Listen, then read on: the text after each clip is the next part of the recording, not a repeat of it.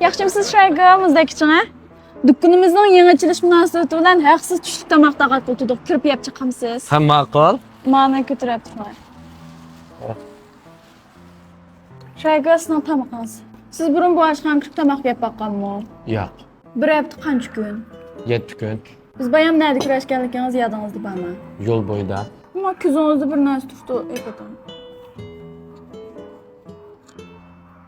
Loban, siz madam tunamsiz?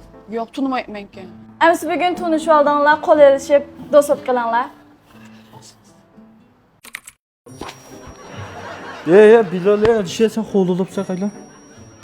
Do'stlar, jamiyatimizning hamma yeri yanada mehr muhabbatga to'lgan. Bir qizchaq yo'lda axlat terayotgan bir yigitni uchratib qilib, bu yigitni tamoqqa taklif qilmoqchi bo'ldi. Bular paranlashish jarayonida bu qiz yigitdan tamoq yemagili qancha kun bo'lganligini so'radi. 7 kun. Bu qiz intayin hayron bo'lib, yigitning nada turganligini so'radi. Yo'l bo'yida.